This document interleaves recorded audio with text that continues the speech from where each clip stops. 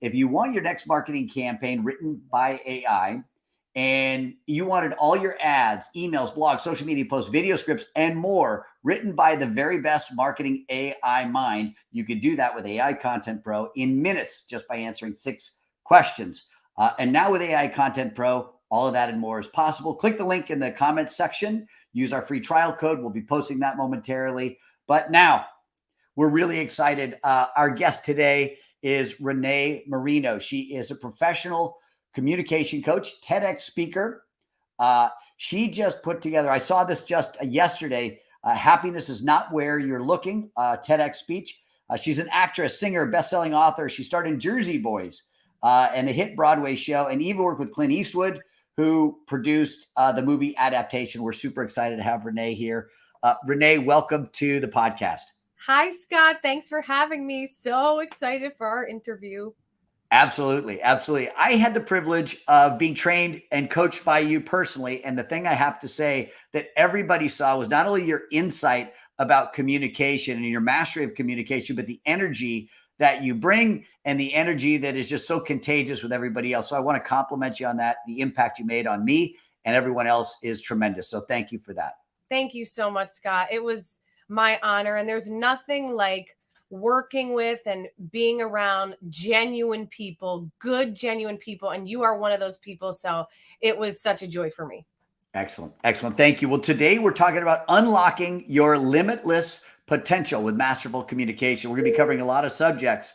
Now, the first question I really wanted to ask you was to get everybody enrolled. Why is communication important and who should care about communication? Everything starts with communication. And when we learn to master this skill, we become limitless. Communication is the foundation of our lives. It's like breathing. And like breathing, we often don't think about how we're communicating until something goes wrong.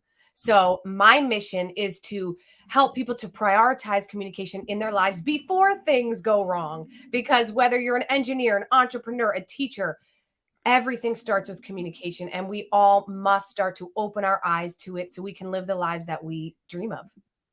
How did you get started as a communication coach? Where did it start? Take us all the way back to little Renée Marino growing up. And when did communication become important to you, where you decided, hey, this is for me? As a girl who grew up in a tight-knit Italian-American family, you could often find us sitting around the table eating, always eating, laughing, sometimes arguing, but nonetheless communicating. And I never realized how important the 4 words that my parents would always say to me when something was bothering me: let's talk about it.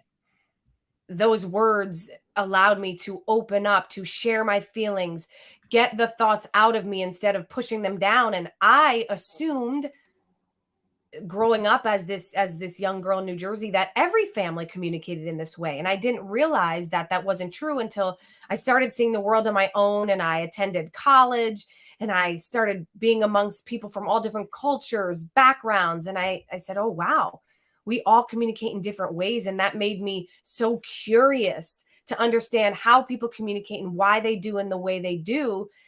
And I realize now the reason I love communication so much is because communication for me is about connection. I love people. I love connecting with people. So to be able to be what I call a master communicator, it allows you to create those genuine connections that lead to connections, creating connections in your business that lead to making the impact you want and the income. And that really didn't start happening until 2020, when I went from decades as a professional actress on Broadway and film and TV to then moving over to becoming a communication expert, because I started writing my book. I was doing my most recent Broadway show, Pretty Woman the Musical, in 2019, and I started writing my book. And once that show closed, I said, you know what? I'm ready to activate my other gifts, my gifts of writing, of speaking, of coaching. And that's when I decided to become a communication coach. And it kind of became perfect timing because then the world shut down, Scott. So I wouldn't have been able to perform even if I wanted to. And that's how I started my business. The first primary part of communication I helped with was being able to connect on camera, speak on camera, and feel natural. And I started helping business owners and entrepreneurs with that. I love that. And so we're going to go into all kinds of strategies. We're going to pick your brain. There's a really wonderful opportunity. I already see questions are coming in. So I'm loving this. Thank you, Ma, Rena, and others. We're going to get to your questions. While we get to your questions, you mentioned about communication. And I thought this was really interesting. In your TEDx talk, you mentioned that happiness is not where you are looking. And I get the idea that there's obviously external communication, connecting with others, but there's also internal communication, which can limit you or hold you back. Could you talk a little bit about what you're referring to when you say happiness is not where you're looking? Can you elaborate on what you mean by that? In this day and age of digital technology, we have so many outlets with which to communicate, which is a blessing, but can also allow us to start choosing convenience over true connection. And that begins with the communication we have with ourselves. Because we have so many things to allow us to escape from ourselves, we are not taking the time to connect within. And communication with self is the first step to my connect method, is the first step to empowering yourself with great communication. It's that communication with yourself. And in my TED talk, I refer to the beautiful classic film of The Wizard of Oz, where we see Dorothy on her farm, unhappy in Kansas, dreaming of a better life out there, somewhere over the rainbow, right? She's talking about out there one day.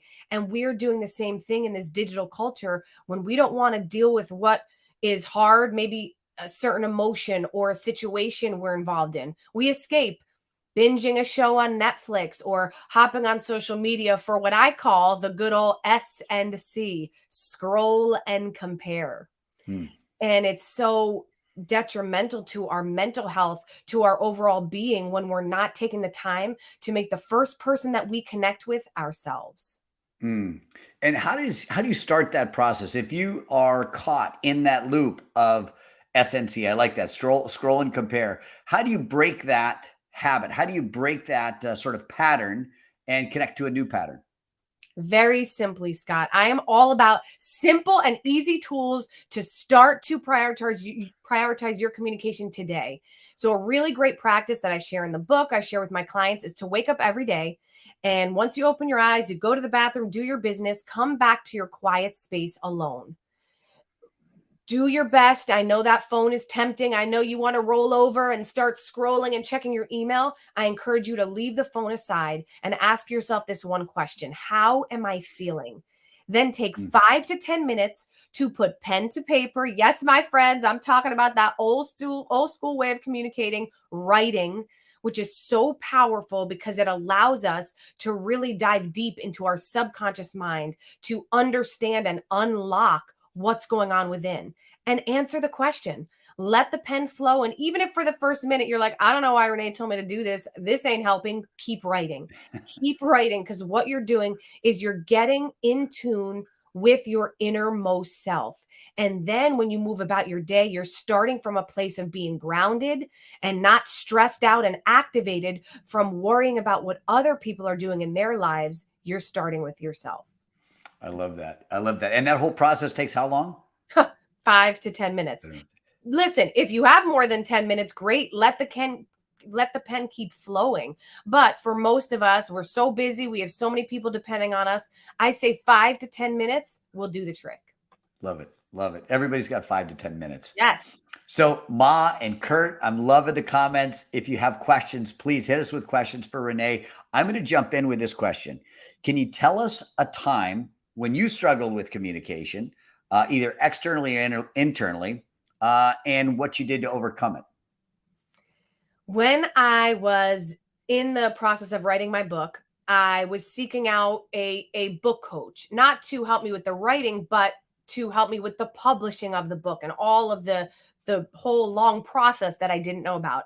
And I found this gentleman online, and I really loved his work, and he offered a one-on-one session and to read the first 50 pages of your book. So I'm like, yeah, awesome. So I'm researching him, and I decide to pay the fee to have this one-on-one, and it's all done online. So I pay him, and 10 minutes later, Scott, the fear set in. And I was like, oh my God, what did I just do?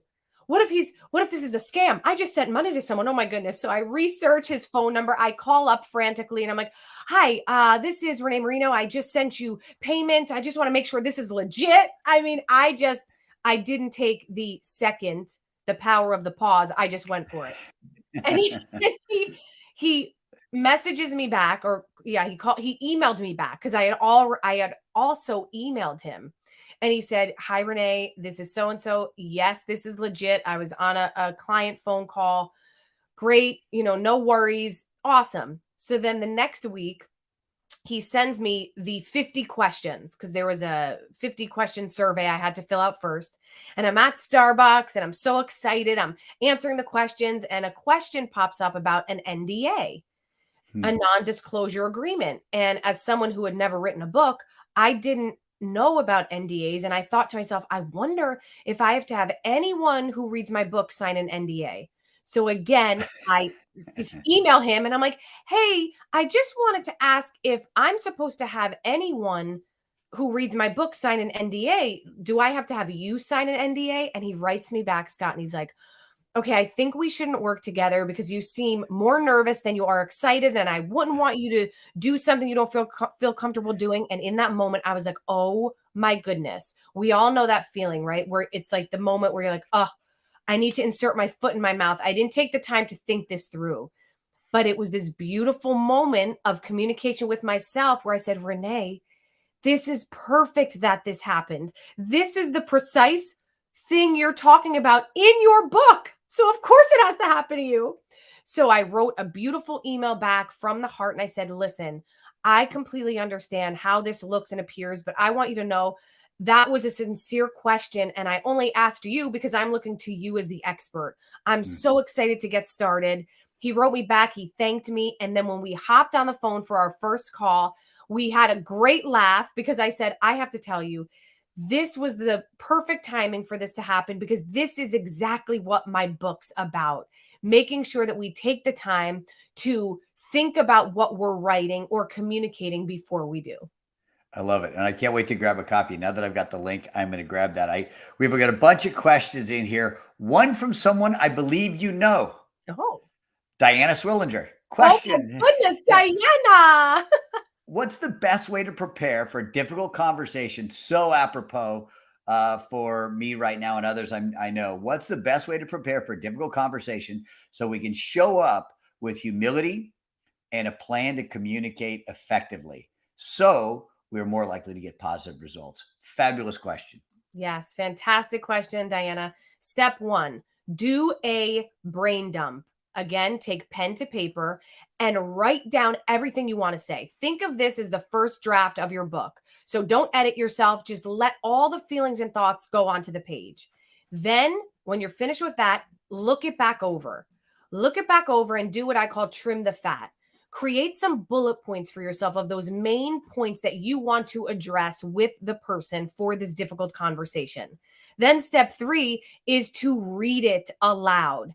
What I love to do is call in my English bulldog, Frank the Tank, and I put him in the room with me, and I read it aloud, and I go through those points. And by verbalizing, you hear back what you are saying, and it gives you clarification to know, is this matching my intention? Is my tone matching my intention? And then the next step is to record yourself. You can do this either on your camera phone. I love to say you can just set it on your windowsill, press record, and pretend it's that person. Or you could use the wonderful voice recorder app on your phone. And again, this gives you more clarification around what you want to say and how you want to say it. After doing that a few times, reach out to the person, whether it's through text, voice memo, or a phone call, and say, hey, Scott, I'd love to sit down and have a talk with you. When can we do that? and then talk from the heart. And remember, it's not about perfection, it's about connection. And when you're speaking from the heart with this preparation, only good things will come from that. I love that. I love that. And so many people, I literally just came from a conversation where yesterday, I can't wait to share that with somebody who shared a difficult conversation they're having. Here's a great question. Kurt, I know Renee pushes through the hard days and shows up even when the feelings aren't there. I think he means aren't there. What are some tips for pushing through and still being authentic when maybe feelings or energy doesn't feel like it's showing up? I know I felt like that many, many times. Yeah, Oh yeah, that's Kurt says in the follow-up note, he says, aren't there? yes, yes. That's a great question because the truth is we aren't always going to feel like doing it. We're not always going to feel like making that video for our business. We're not going to feel like having that difficult conversation. But it's about taking the moments before all of that happens to sit with yourself and remind yourself of why this is important to do. Always being clear of your why to do things. And that's important with the last question too, when it comes down to a difficult conversation. It's so easy and common for us to shy away because we believe communication means confrontation, and it does not. And when we believe that, it holds us back from that authentic communication. But thinking about your why I want to have this conversation, why I'm going to show up for my Facebook group, even though I'm having a tough day of grieving, even though I'm feeling anxious today, I'm going to show up because it's not about me. It's about the people that I'm helping to serve. And when we take ourselves out of the equation, sometimes it makes it so much easier because then we get out of our head, we get out of the overthinking, and we think about that other person who needs us to show up. Hmm. Which leads me to the next thing, because I think you made that abundantly clear at Global Speakers Academy, put together by Entrepreneur Organization. We had an opportunity to get in front of the group over and over and over again and have conversations and connect. And you made that point really well about it's about connection. Now, when somebody gets up to speak, if there's somebody that's listening or watching and they have a speech coming up, maybe it's to a small group of people, maybe it's to a big group of people, and they start getting nervous. What suggestions or strategies or things do you recommend to them to get them out of that state and get them moving in a more productive state? Nerves are just energy. Think of nerves as neutral. Nerves are the same energy as excitement. Same exact energy with a different label. So I want you to start to change your perspective, flip the script on what nerves mean to you. See, what often happens is we say, I'm nervous. Oh my gosh. And then our shoulders concave and our heart's beating out of our chest. And all of a sudden we want to hide. But I want you to think of a time in your life that was the most exciting moment you could think of. Oh my gosh, when you met the person you fell in love with.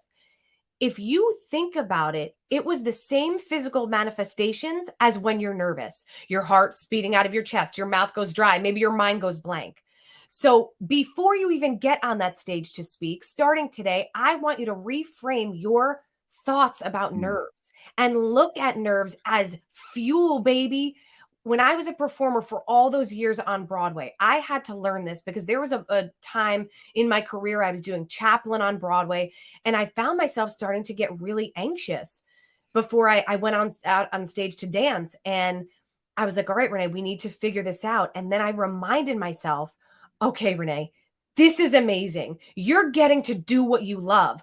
Woo! You're about to go out there, entertain people, make them feel happy. And I would pump myself up and use those physical manifestations of my heart beating and my mouth going dry as excitement. So then, after a while of practicing this and reminding myself every time I felt those feelings that it was just excitement, then I started looking forward to performing. I love that. So the idea of actually maybe relabeling the experience, is it excitement, or excuse me, is it nervousness, or is it excitement? Yes. And then I know you do this too. Create a physical sort of response or environment. And so I'm wondering, what are the nonverbal things that you do specifically to get you to bring your best and help you connect? And what can people do at home or in meetings before they go to the meeting? What can they do nonverbally, either before the meeting or in the meeting, to just come across better and connect more?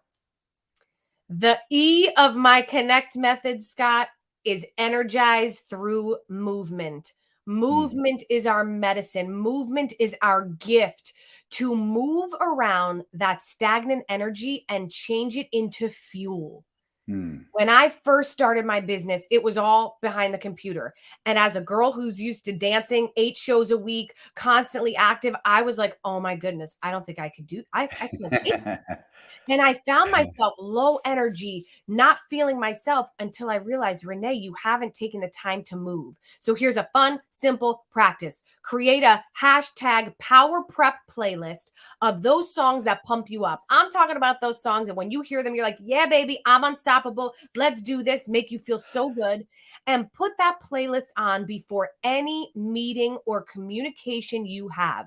Play it while you get ready, move the body however it feels good for you. I love to do high interval workouts. I love to dance.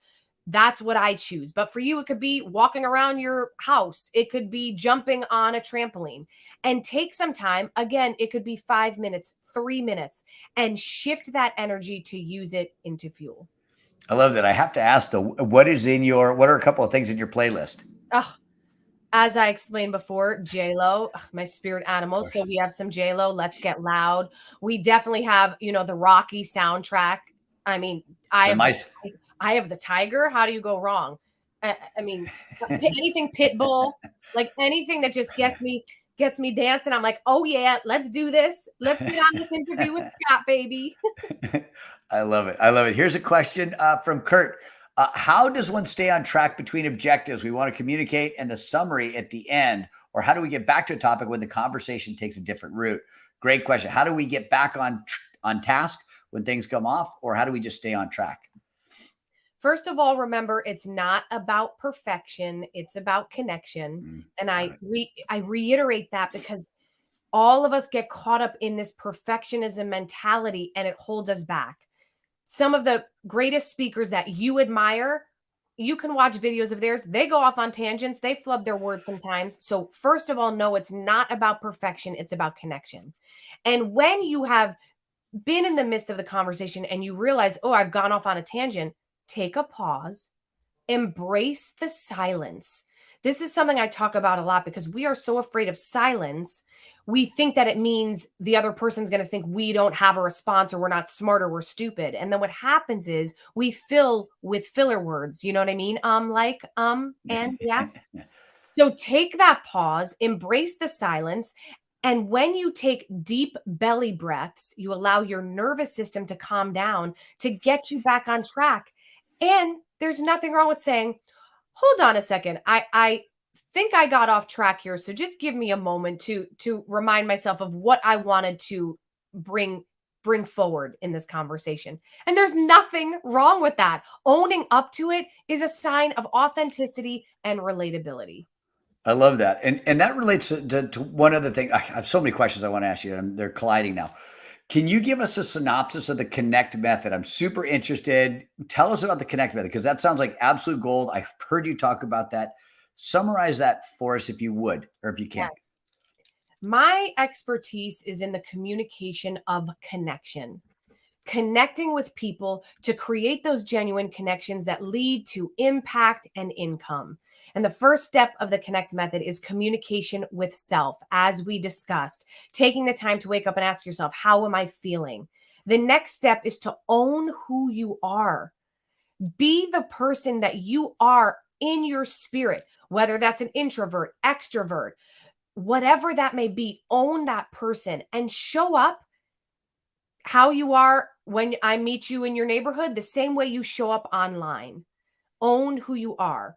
The next step is to nail down your information. That means before you enter a meeting, before you enter that conference and you're going to be connecting with people, take the time to gather some information about that person or about that event before you enter the space. Just like you did today, Scott. You told me, I've been working for an hour. I was looking up videos of you, gathering my questions. That's nailing down your information. Because then when we meet a person and we let them know that we know these few things about them, you live in New Jersey, I'm from New Jersey. Boom, a commonality happens. And that's where connection is created. So first step, communication with self. Second step, own who you are. Third step, nail down your information. The fourth step, next, level storytelling. Human beings connect through stories. So I encourage you to start to think about your own story. Start to make notes and write about what your business is and the why behind your business, why you decided to become a part of that career, why you became a part of that field of work that you're in. And start to gather the stories in your own life, the fun stories that you can share when you are working with clients or you're meeting people for the first time. Next level storytelling. The next step is, as we discussed, the E, energize through movement. Anytime you're about to communicate with a person or a group, move your body first. And this is not for my dancers out there or my professional athletes. This is for everyone. When we move, we change that stagnant energy into fuel that allows us to focus and then get to our next step, which is being a complete listener. A complete listener is a person who listens not just to respond, but to hear. Taking the pause to allow that person to have an open platform to be heard and to catch the commonalities as that person is speaking. And then when it's your time to talk, you can share those commonalities. And as I said, a connection is made. And the last step is to talk from the heart, to understand that communication does not mean confrontation, and to understand that as long as you've taken the time to prepare and understand what you are saying and why you want to say it, the rest is just about speaking honestly and authentically. That's the connect method for you. I love that. I love that is pure gold. That is pure gold. There's so many gems in there. I want to touch on storytelling for a second. One of I think your amazing gifts is telling stories, and you use stories so passionately and so vividly at Global Speakers Academy. How does one become a good storyteller? Like, I get the concept. I just don't know if I have your gift. For somebody who says, I'm just not a good storyteller, what do you tell them? And how do they become a better or great storyteller? Practice makes progress. Practice, my friends. Anything that we plan on getting good at and great at, we must put the practice in. I'll take it back to my career as a professional dancer, singer. That didn't just happen, Scott. Every day, each and every single day, I was in the dance studio. I was taking private voice lessons. When I was at home, sitting down on my couch, I was envisioning myself on that stage. It's a practice. And all of the one percenters in this world, everything that they do, they make sure to put the practice in. So if you would consider yourself not a good storyteller, great, awesome. Honor yourself for owning up to that. And then the next step is to start. Start to gather those stories. Start small. The stories that you've already told a million times to your friends. Do yourself a favor. Press record on that handy dandy camera that we have on our smartphones. It's such a gift. And pretend that there's a person behind that lens listening to you, and start to tell that story. It could be a simple story about how you went to the store and you got your milk and it spilled all over, whatever it may be. It's getting you in the practice of sharing these stories and then document them. Find a place to gather all of your stories so that way when they come to mind and you think about, oh, I forgot that happened, you can write it down so it reinforces it for you. And then each and every day, take one of those stories and start to tell it aloud. Then when you get more comfortable, bring in a friend to be your audience, someone you trust, someone who can be a sounding board for you and say, I'm going to share this story with you. Tell me what you think. It's all about practice. And you practice, you said you have a bulldog? Yes, Frank the Tank. Frank the Tank. Frank the Tank. So you sometimes sit him down and give him your best. Scott, all the time. I mean, I pray, I really believe he wants to talk back to me at this point. And every day I'm like, Frank, just tell me, what do you think? But his little face says it because he's staying there. So it must be good. I really do think you should actually post a video with Frank the Tank. You chatting with Frank the Tank. I think that'd be a I good will. one.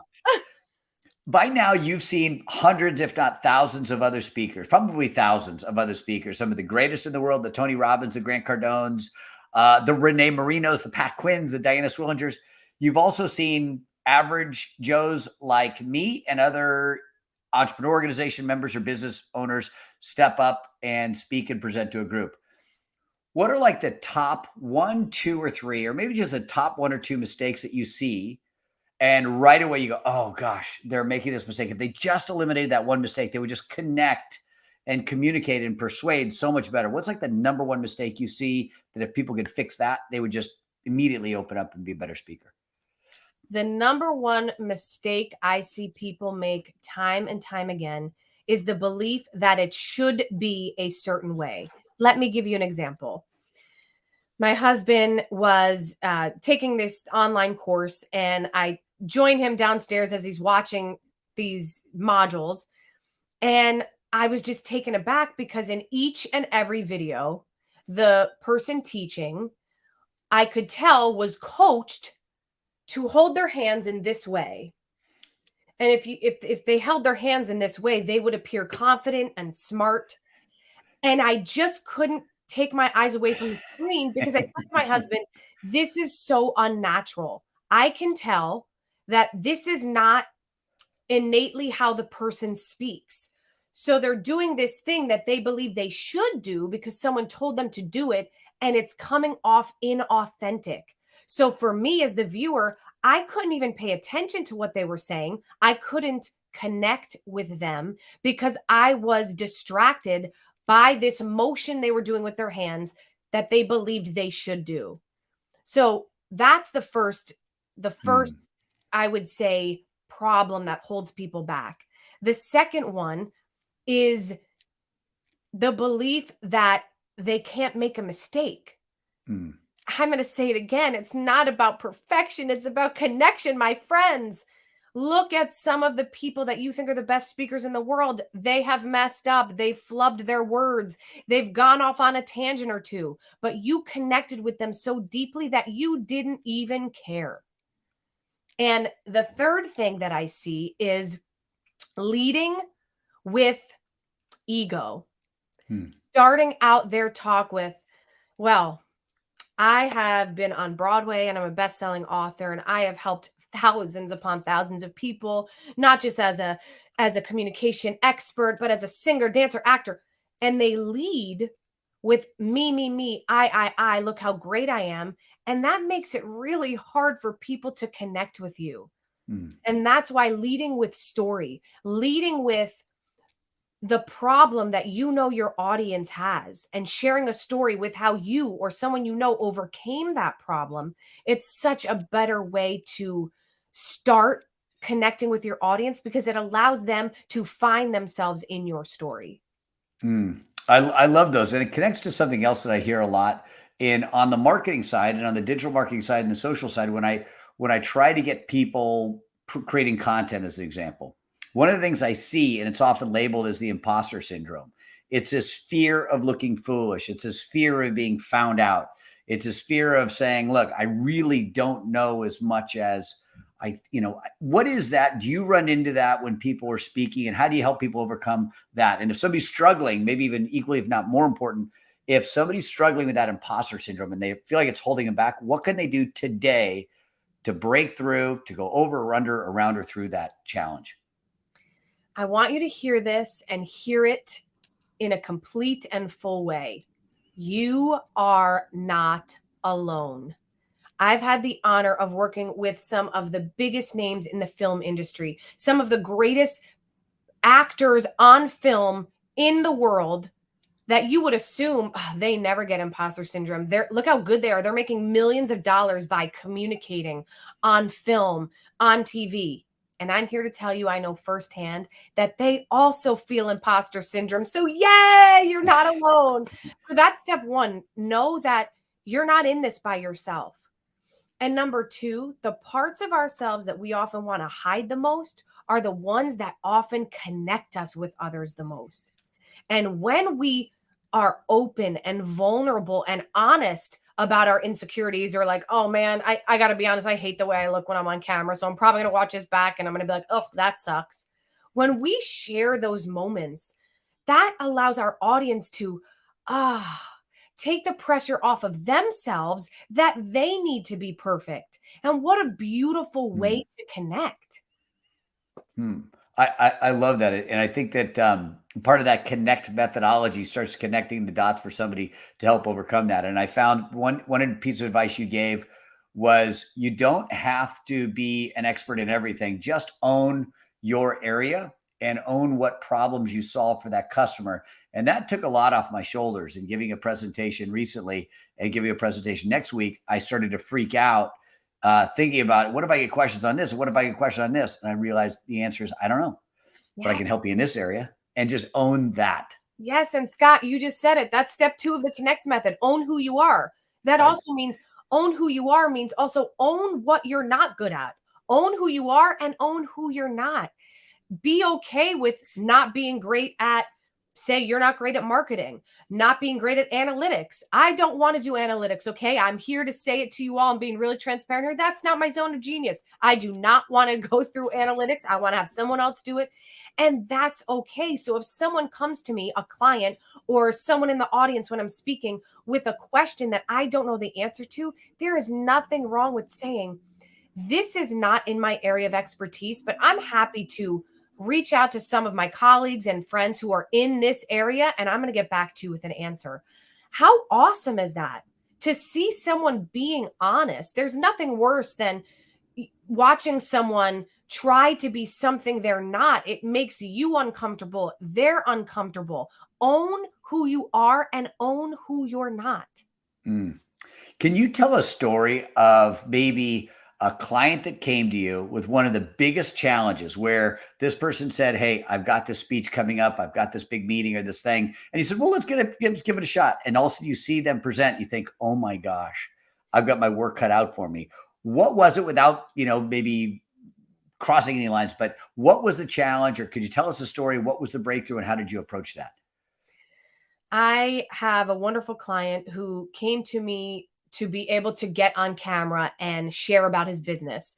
He is the owner of a wonderful solar power company, one of the most charismatic human beings that I've ever met. And he would not even put light on when he was on video because he didn't want to be seen. Hmm. Very insecure about his appearance. And this is something that many clients come to me for, which is why they're held back from getting on video and being able to reach the people they're meant to reach. He and I work together, and I explained to him everything that I'm sharing with you, that it's about leaning into your vulnerability. It's about thinking about what you're helping with and not thinking about yourself. And once we went through these tools and these simple practices with the practice, putting the camera on the windowsill as he would just speak and get comfortable with seeing himself on video, he got to this point where he said, oh my goodness, it's like I don't even see myself now on camera because I'm so concerned with seeking to understand than to be understood. And once he got past this block, Scott, it was the most beautiful, like, aha moment because he started just speaking from the heart. And I was like, you don't need my help at all. You're the best storyteller I've ever heard. You're so good at talking about your business. And because he stepped into who he was and feeling confident about who he was and what he had to offer, he just went off. And now he's doing videos all the time. People are aware that his business is out there and he's flourishing.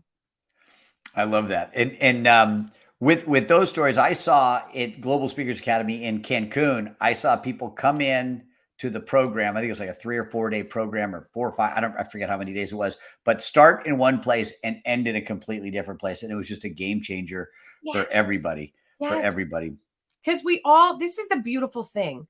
We are all in this together. We all have our insecurities. We all doubt ourselves. So when we're in a space like this, a beautiful platform to speak to other people that have been where you are, it allows us to step out of our shell and to be who we are without thinking that it has to be a certain way or I have to emulate this person. No, let's be ourselves. Let's be the best selves we can be, but let's not worry about trying to be a carbon copy of someone else. Mm. I think how did you start to evolve? Was it always something you were comfortable with when you started to do that, or was it a progression where you started to feel more comfortable in front of the camera and on stage and Broadway and all these different things in film? Like many of you, when I first started getting on camera, I was like a deer in headlights. My heart would race, my mouth would go dry, and my mind would go blank.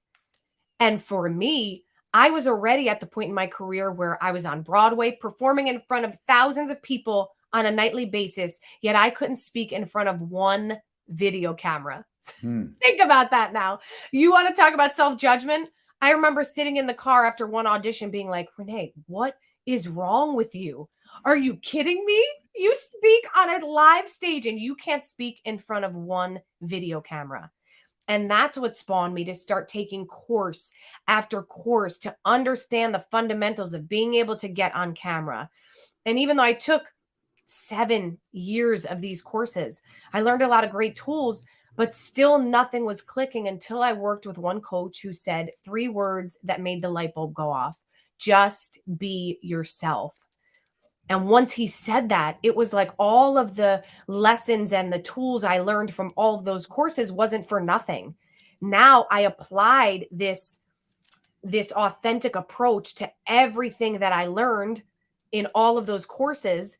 And I hired a coach to help me. And it was like that trifecta approach was like, boom, it allowed magic to happen. And I went from feeling so frustrated to feeling fearless. I went from feeling insecure to like I could do anything. And I went from feeling like this was the end of my career to this was the start of a new chapter. And it all comes down to practice. Practice makes progress. No, I was not always comfortable, but I got there, and it was only through practice. I love that. And that actually dovetails into my next question, is a question about you. In the last 5 years, what was a habit? I was going to say, what is a habit or a belief that most significantly impacted your life? Now, it sounds like practice was one of them, but maybe not in the last 5 years. What was something in the last 5 years, either a habit or belief, that's impacted your life perhaps more than any other thing? It was the overcoming of a belief, which was the belief that I had to be perfect. Oh, I can't put that video out there until it's absolutely what I think it should be. Oh, I can't share my story until I have all the words of it perfectly. And Scott, let me tell you, that could not be further from the truth. One day I shared a video, and this was off the cuff from my gut. I was in a moment, didn't worry about my hair, my makeup, anything. And I pressed record and I shared what was on my heart. And that was the video that got the most likes of any videos I've ever done. And I'm thinking to myself, all the time I've wasted, like many of you, wasting time sitting on the sidelines until it was perfect. So true. Don't put it out there until it was perfect. And here I am thinking, you gotta be kidding me. This took me 3 minutes. I pressed send. And I have all these comments, people reaching out, being like, wow, thank you for sharing that. I needed to hear that. The irony. It's so true. It's so true. And in my workshops, my social media workshops, I used to show a video of Gary Vaynerchuk. And everybody knows Gary V, but not too many people have seen his very first YouTube video for Wine Library. It is the funniest video ever. It looks like he shot it on like an old flip phone. He's sitting at his desk and there's like a little spiral sort of emoji or some kind of graphic that shows up. It's bad lighting, like bad everything. And yet it was his very first one. And so it was the start of something where it just got better and better and better. Scott, I want to add this because I think the audience will really appreciate this story.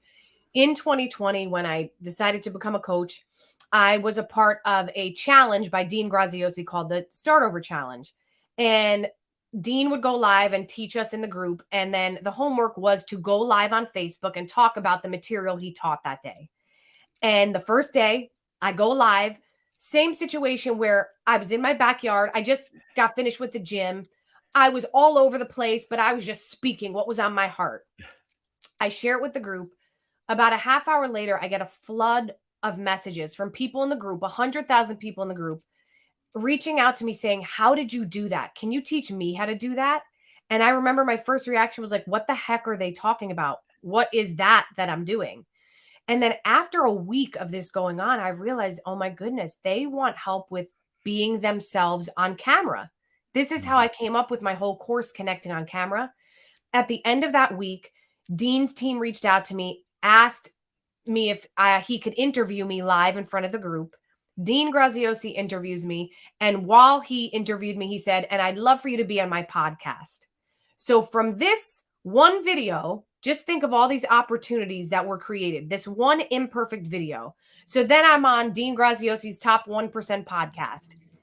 About a month later, Tony Robbins has a challenge called the Comeback Challenge, 300,000 people in the group.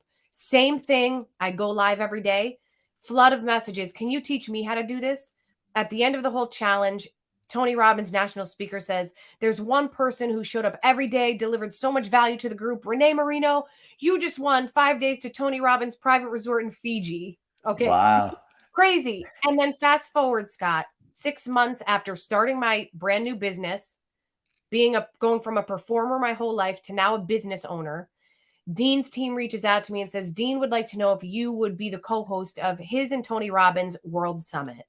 So 6 months after starting my business, I was on stage with Tony Robbins, with Dean Graziosi, Russell Brunson, Pat Quinn, co-hosting this event. And it all came about from that one first imperfect video. So embrace the imperfection, baby. I love that. I love that. That is such a great way to sort of draw sort of the connection between just start, take the first step, have faith and start the first step. I love that. You know, it's so funny. I just had a follow-up question for you, but I was so caught in the story. I just completely vanished. Yeah. Now, I'm curious. Tell me more. I don't remember what it was. Tell me more about the course. I want to know more about the speaking course. How do people get a hold of it? And tell us what we'll learn for the people who want to get better at speaking. Yeah. The course that I have right now that I'm referring to is Connecting on Camera. And this is to be able to bring your real self to the video with confidence, whether it's live videos on Facebook, whether it's for quick reels on Instagram, whether it's for a video on your landing page. What I see is that so many of us are held back from this number one marketing tool that allows you to grow your business, grow your audience, because they just don't feel comfortable on camera.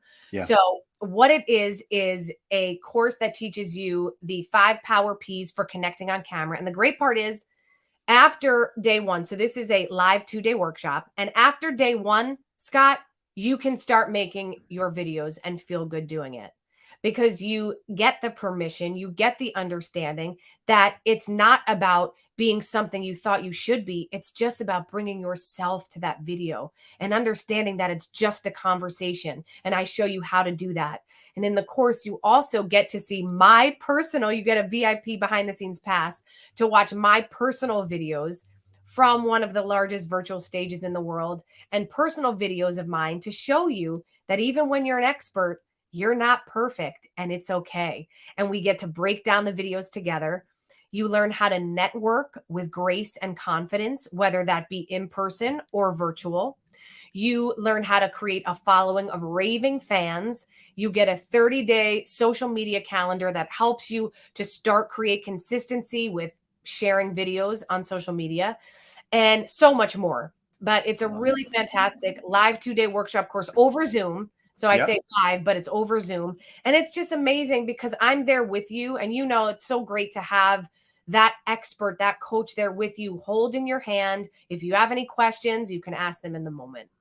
I love that. I just reposted your information, and they can find that on RenéeMarino.com. Yeah, absolutely. All right. I've also got the Instagram, the LinkedIn, Facebook, all the other information there, as well as I've had a couple of people say they've read your book, absolutely love it, and recommend it. So also the Amazon link is there. In the last few minutes we have, just a couple other questions. What's a book, aside from your own, or you can include that as well? What's a book that you recommend everybody read right now? What is the book that you're reading and you recommend everybody read right now? The Universe Has Your Back, Gabrielle Bernstein. And it's funny you asked that because I even have it right here. I literally have it right here because I was sitting eating lunch. And sometimes I just like to take out those books that I need that quick hit of inspiration. And that's one of the books, The Universe Has Your Back.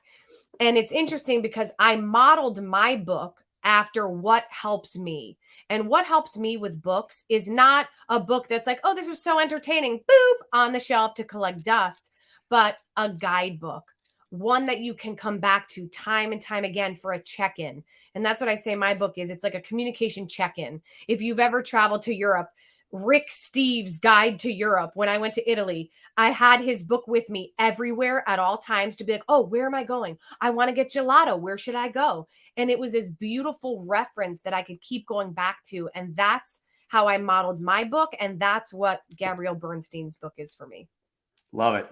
Love it. Next question. I love this question too, is I'm super curious what your answer is going to be. If you could go back to 10-year-old Renée Marino, show up at her second, third grade, whatever grade you're in, and give her a piece of advice, what advice would you tell her from your heart? Anything you'd tell her to do or avoid? Avoid the self-judgment. Avoid beating yourself up because you think things need to be perfect, Renée. They don't. The juice is in the journey. The beauty is in the imperfection. And when you lean into that, love that, accept it, that's when life gets really fantastic. I love that. I love that. Finally, is there any question that I didn't ask that you just really were hoping I would ask? Wow. Renée, what do you mean by assumption animosity? Yes. Assumption animosity, my friends. It's something that you will find in my book. And what that refers to is the animosity that one feels from assuming what you think to be true. Let me give you an example. My book is really about balancing these worlds of new school technology, texting, emailing, everything that's all encompassing of communication, communicating through these technological vessels versus old school simplicity, those old school ways of connecting, face-to-face conversation, a phone call, or even a handwritten letter. So when I talk about assumption animosity, I'm referring to times when you get a text message and you read it and you're like, well, what's Scott's problem? He seems like he's pissed off. Guess he doesn't want to do this interview today. And then I text back from a place of assuming I know what his tone is and assuming I know what he means. And then I text back maybe from a place of being a little sassy or passive aggressive. And then he receives it and he's like, huh, great. I have to interview this girl today. And slowly but surely, resistance is building, problems are arising, all because of assumption animosity, without taking the time to communicate in a more clear and effective way. So I encourage you all, I invite you all to take this small principle of when you're text messaging or in an email exchange and you feel any sense of, ooh, there's some miscommunication here or some resistance, I invite you to pick up the phone and say, hey, I just want to clarify that this is what you mean. Or send an email back and say, hey, can we meet for lunch? Or can we hop on a Zoom? That way you get right to the heart of a communication matter and you cut out all the unnecessary wasted time. I love that. I love that.